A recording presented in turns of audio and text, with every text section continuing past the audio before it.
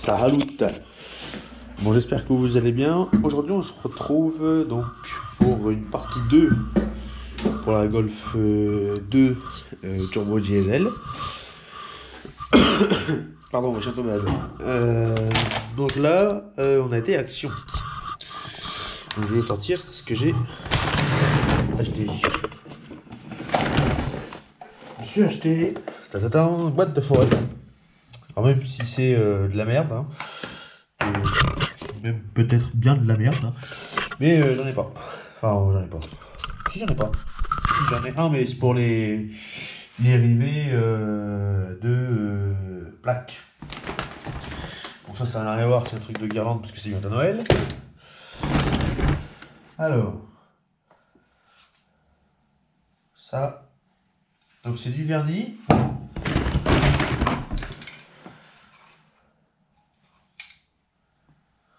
De l'après blanc, des piles,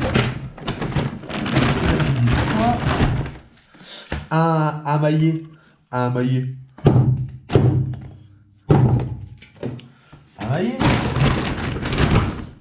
j'avais pas non plus d'équerre, des équerres, voilà, deux, j'avais pas de niveau, donc un niveau.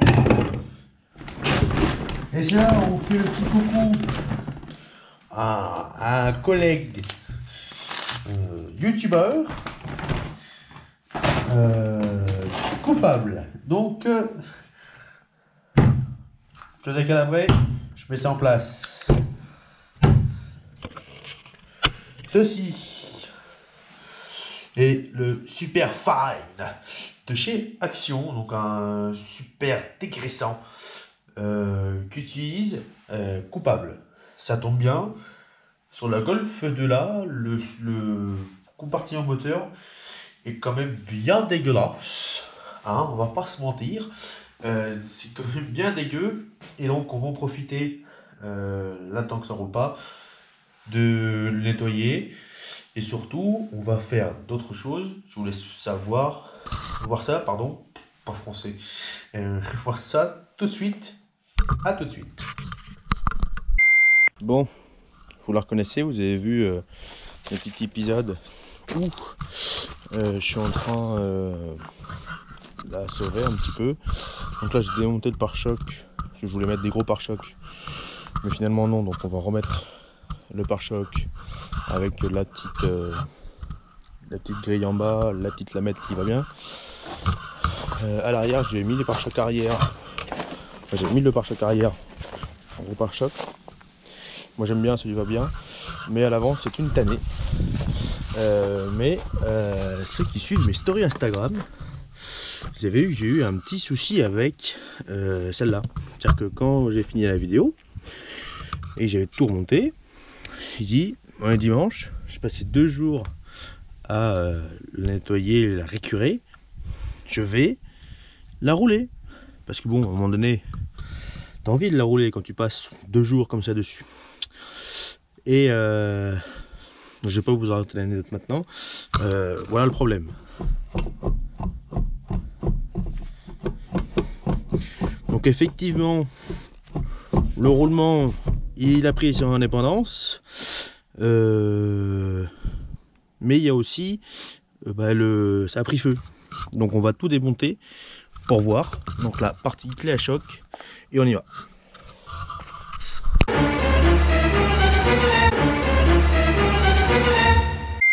Alors là on voit beaucoup mieux le problème.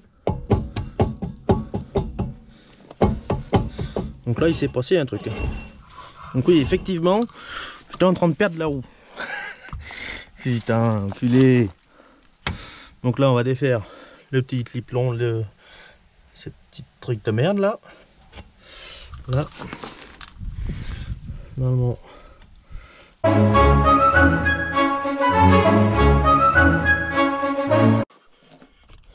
Bon, alors après, marteau de la vérité, disqueuse, essayer de fusiller le roulement, mais avec une petite fraiseuse, mais ça n'y va pas. Là, elle arrache, on dit, oh, elle arrache, c'est sûr. Ouais, bah il est à l'arrache. Et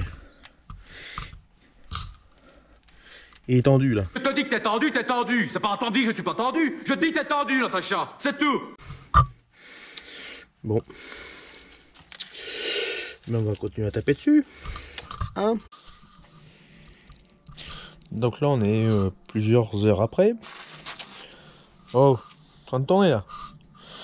Donc voilà la cage de roulement intérieur qui était littéralement soudée à la fusée. Hop, ici là. Donc ça a bien mangé sa mère. Donc bon, on va voir quand on remettra le roulement. Pas maintenant, parce que regarde maintenant, le problème c'est que ici maintenant à 16h il commence à faire nuit. Et que il est bientôt 16h, donc voilà. Allez, c'est reparti pour un nettoyage. Pourquoi? Voilà. Inspirez-vous bien de toute cette merde, bien dégueulasse. Un moteur, lui, ça va.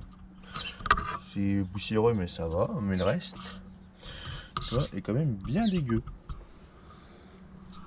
Donc pour ça, on a un acolyte, comme lui dit-il, qui avait parlé de ce produit. Et donc, on va essayer ce produit avec la méthode de Daniel, avec un appareil à vapeur. Donc là, on va démonter une boîte à air, batterie, lave-glace, pour avoir de l'espace et de quoi avoir nettoyé tranquillement. Et puis on va nettoyer tout ça. Allez, c'est parti.